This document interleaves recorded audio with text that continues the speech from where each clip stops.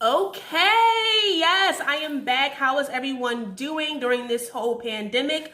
Before I get into this episode, I want to apologize for not putting out anything formal to let you guys know where I've been. So, as most people know, most Americans know, we are currently experiencing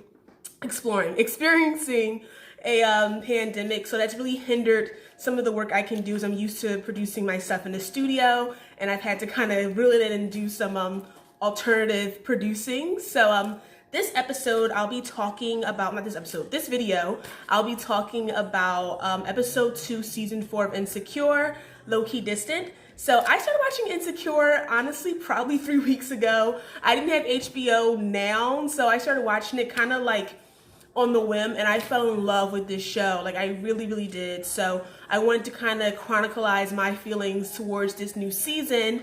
I did the first video on my IG, so if you want, you can check that out on my Instagram. I did it on IG Live, so it may not be there anymore, but definitely check out my social media because I'm dope. And we're gonna jump right into my feelings about episode 2, season 4 of Insecure, Low-Key Distant. Insert music right here. Dun, dun, dun, dun, dun, dun.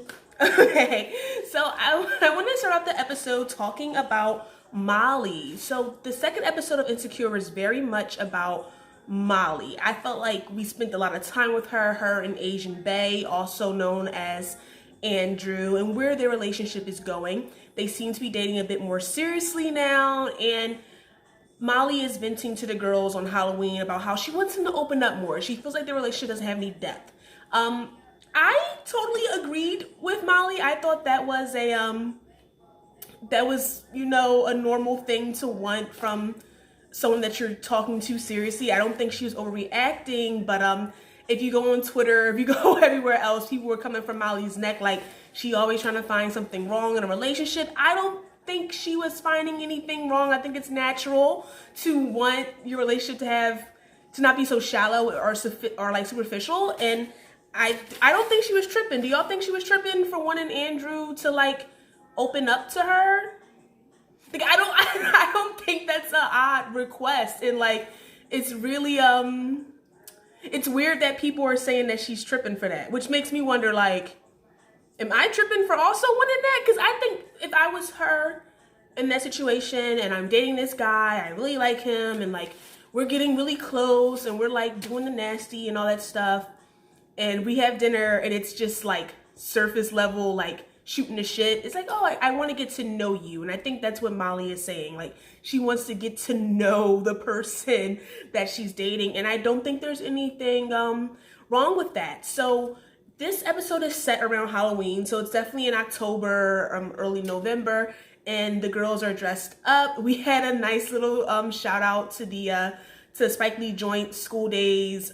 Issa is dressed up as I don't know their like specific name in School Days, but if you remember the like dance sequence between the wannabes and the jigaboos, I'm sorry, that's what they're called. I don't want to say that word, but that's what they're called. So she was dressed up as one of the darker skinned girls in the red and blue outfit. Molly was dressed up as one of the Bring It On characters, Gabrielle Union's character. I forgot her name from the actual movie. And Kelly was dressed up as, I think, is that Fat Girl? No, it's not Fat Girls. That's not that. What movie is that? I think that's the movie that has Halle Berry and the chick from, was she from the Parkers or from Alicia? I forget the name of the movie, but I know what it was a callback from, and I don't think it's from Fat Girls. I don't think that's what that's from. And then we had Tiffany, who was Cleopatra. So yeah, I have everything on this sheet. I'm so sorry. Yeah, so moving on. As you guys know, Issa is befriending Condola. Condola is pretty much Issa's event, I would say, manager, organizer. She's well connected. And her and Issa have a mutual friend. Their mutual friend is Lawrence. So for those of you who may be new to the show, Issa and Lawrence dated for 5 years. They broke up in season 1, am I correct on that? And season 2 was kind of a little bit of back and forth. They were still kind of in each other's lives, but not really. Long story short, Lawrence picks up Condola at Tiffany's baby shower, and they've been talking ever since. Before I go any further, I know that Tiffany's been getting like a lot of flack for being a bad friend, for not saying anything to Issa or to Condola beforehand. And I just want to address that because I think I'm in the unpopular opinion of that entire thing. I don't think Tiffany was necessarily being a bad friend. Because in the first episode, you know, Tiffany says, oh, are you talking about that guy that you went on one bad date with and it was nothing? So Tiffany didn't think anything of this. I would even argue that Tiffany didn't even think they were still dating. So I don't think that this is necessarily Tiffany's fault for this relationship, you know, flourishing into anything. If anything, I would say it's probably more Lawrence's fault. He picked up a girl at a baby shower that Issa was also attending. The likelihood of these two women knowing each other, or at least having a mutual friend, is definitely a high probability. So even though they might not have known each other, they're here for the same event for the same person. So I don't know, I would have been like, oh, they don't know each other, they know Tiffany. And this is like, you know, kind of a weird situation. So I don't think it's Tiffany's fault for not saying anything to Issa or Condola or Lawrence. Tiffany's at her baby shower. She's not thinking about it. She didn't think it went anywhere. So please just lay off of Tiffany. I think Tiffany's getting a lot of bad press because of this. But talking about Issa and Condola's relationship, do you guys think it's sincere? I felt like in the second episode, it was definitely a little awkward. I don't think Issa has really taken into account that Condola is really dating Lawrence. So you see her kind of tripping up on certain conversations, like when I think they're walking down the street and Issa asks Condola, what is she doing this weekend? And she says they're going somewhere. She's like, oh, that's romantic. Like, oh, that's romantic. So I think even as an audience viewer, we're still kind of like, oh yeah, that's right, they're dating. Like, we only know it when it comes up because it's not really in the forefront of the show too much. So yeah, this episode we didn't get to see a lot of Issa and Condola's relationship, but we did see something that I thought was really interesting. Issa and Condola are, I guess, having like a business brunch, dinner, whatever. And Molly comes expecting to just hang out with Molly, just expecting to just hang out with Issa, and Issa asks Condola if she would like to stay. Okay, so if I can just speak on that really quickly, I'm someone that often tries to blend friend groups, and it has not always worked out to my benefit. And in this case, Condola isn't, even though Issa and Condola have a really good relationship, is she a friend yet? I don't know. I don't know if she's really a friend yet. I think she's just someone that you really vibe with, and it's dope that she's also helping you. I don't know, the older I get, the more I'm like more hesitant to call someone a friend. But either or, I've been in a situation where I'm hanging out with a friend and then they invite this outsider friend to hang out with us as a unit, and it's very it's not like I'm hating, it's just it's uncomfortable, I think, and it's a little like jarring because a lot of us have friends that our best friends or closest friends are not friends with because they just don't know each other, they don't run the same circles. And you have to be very, I think, conscious of who you invite to certain things. And Molly and Issa haven't really had a chance to talk about the whole Condola situation, aside from the first episode where Molly pretty much says, you know, Issa, your life doesn't have to be this messy. I think you wanted this messy. That's the most that we got of Molly communicating her discomfort with Condola. So here we get to really see it for a little bit. It's a quick scene. By the way, this episode was mad short. This episode was short. I know the Insecure team has been very transparent about how these episodes are only 30 minutes, so stop acting for an hour. Okay, cool. I mean, you can get a lot done in 30 minutes. I'm not really mad about that. But this episode had to be about 25 to 27 minutes long. Now, I don't know about you guys, but I watched it on HBO Now, so I didn't have any commercials when I watched it. It was just straight through. It was no breaks. Maybe if you watched it in live time, there might have been some commercials, but for me, that episode was over just as soon as it started. It was so short, and it had such a good flow. That's what made me even mad, because the flow was so good. So when it just ends, you're like, wait, that's it? It's just over? And yeah, it just fucking ends. Like, I think, to me, this was the most underwhelming episode, because it is good, but then it just stops. So wasn't a fan of that. But anyway, back to Molly, Issa, and Condola. I don't think Molly is here for their relationship. I think Molly sees this being a catastrophe. I think Molly also doesn't believe that Issa may be 100% over Lawrence, even though she has, you know, picked up some bodies in between the breakup with Lawrence and now. I just think the amount of bodies you pick up after you break up with your boyfriend of 5 years does not equate to the 5 years you spent with that one person. So I don't know. I just think Molly is nervous for Issa. A lot of people were saying that Molly isn't being supportive of Issa. I don't see it. I really don't see it. Is Molly a hater? I think Molly can be definitely self-centered, and she can definitely bring every conversation back to herself, and that's not cool. I do agree with that. But is she I'm sorry, it's like a fly. Is she hating on Issa? I don't think so. I just think Molly isn't a good communicator. Like, her delivery is what's really shitty. There's been some stuff going around on social media, especially on Twitter and IG, that says that Molly is a Taurus. And for those of you who know me, I am a Taurus. And a lot of people are saying that Molly's a Taurus because she's controlling.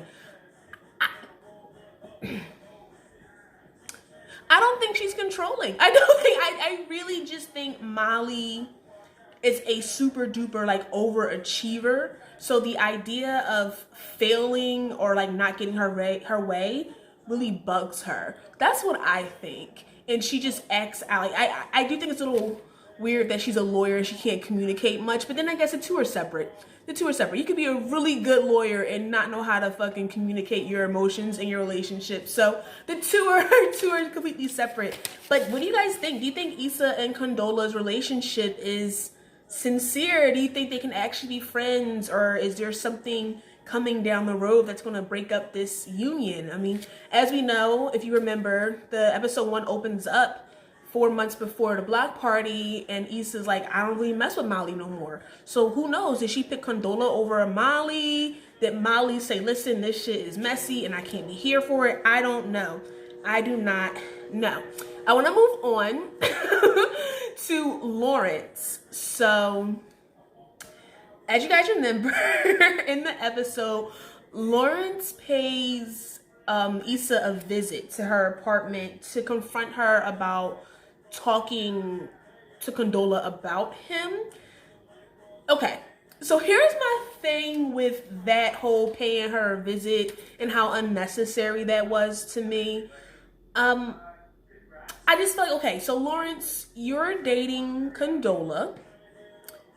Condola's the one that tells you that Issa and her, you know, just shared a fond memory of you, by the way. Just a fond memory of how you like to put mayo on your fries. And he was uncomfortable with it. He voiced these concerns to the boys, which I'm so glad the boys are back. They're really funny. I like Chad, and I think Derek is the other one's name, because Derek is Tiffany's husband. Chad and Derek are really funny, and they remind me a lot of like the guys I went to like high school and college with. So they're really funny. I like when we get lines from them because they just come off so genuine. They really do a good job. They showed us a good job with just like genuine dialogue between friends. Like when friends are just talking, this is the shit that comes out. So I really like their dialogue, and I hope we get to see more of them because they're really funny. So Lawrence expresses his grievances with them, saying he doesn't like that they talk about him, and oh no, like this, whoa, it's me. So he ends up, confronting Issa about it. And I want to say Derek said something that I thought was really insightful when Lawrence was talking to them about whether he should say something to Condola and Issa or just one or the other. And Derek says, if you say something to Issa, you'll come off, I think, sensitive. But if you say something to Condola, you'll come off like you're attacking her. I could be wrong. I have to rewatch it. I've watched the episode like 3 times. I always miss what he says. But he says something like that. And I thought that was really true.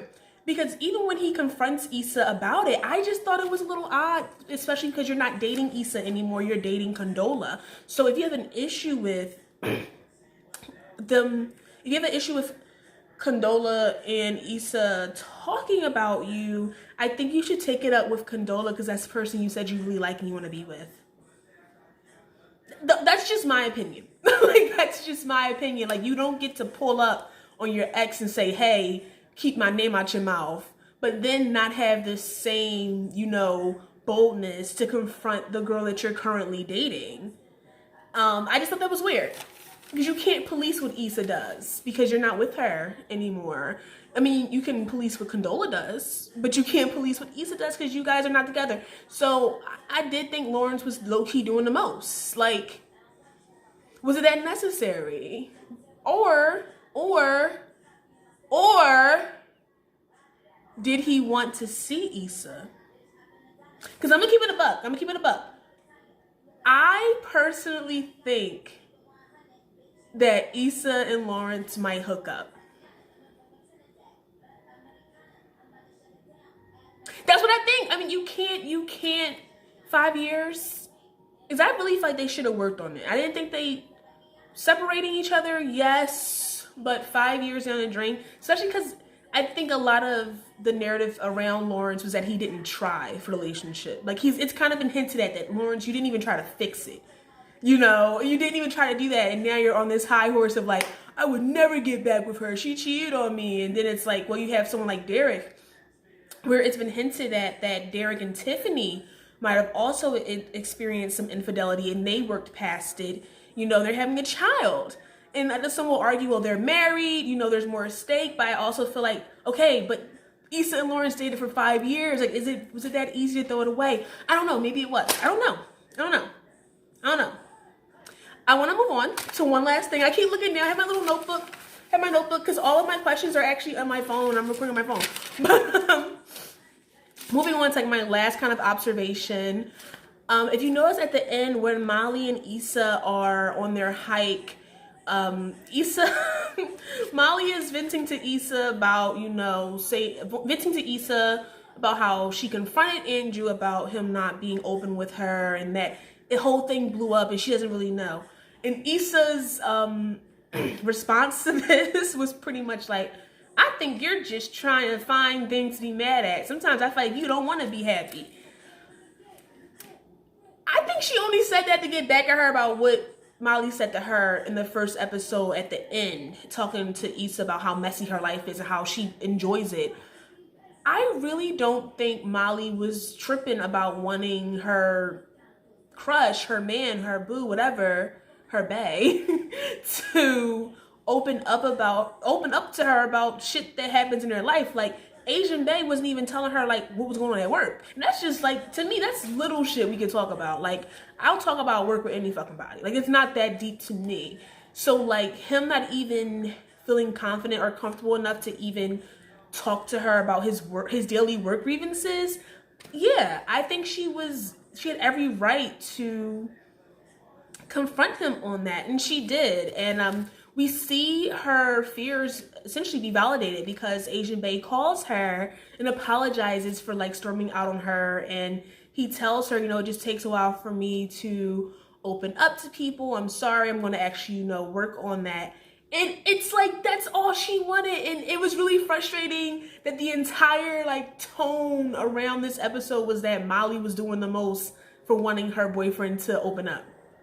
I just don't want them to like make Molly out to be the bad guy. And don't get me wrong, in the previous seasons, Molly has been on, some bullshit. I'm not taking that away. But I really think this season she's trying, and it's just really frustrating to see her like get no relief on social media or on the damn show. So I really hope they kind of dial it back and really give Molly space to breathe and to show that she is growing. I know a lot of people were saying Molly needs to go back to therapy. So Molly started therapy in season 2, and I think we saw a little bit of it in season 3. We haven't seen a lot of it yet in season 4. I don't think that means that she isn't in therapy. I just think maybe we don't want to see her any more therapy sessions. I don't know. Hopefully she's still in therapy. I think it did good for her. I know she left when the therapist, I think, asked her about her relationship with Drew. So for those who may be unfamiliar, Molly was sleeping with Drew, who was in a open marriage. That's what he told her, but it never felt like that. It did feel like maybe he was low-key cheating on his wife. I don't know, because then again, I've never messed with someone in an open relationship. I don't know how this works. Because I just felt like if it was really open, the wife would have been more like, hey, like, Drew tells me you guys are carrying on a relationship. It's when you know, full transparency, I'm aware. We never got any of those scenarios. We always got Drew and Molly sneaking around. So that's why it always came off like, no, I think you're just sleeping with a married man. I don't think this is an open relationship at all. I don't know.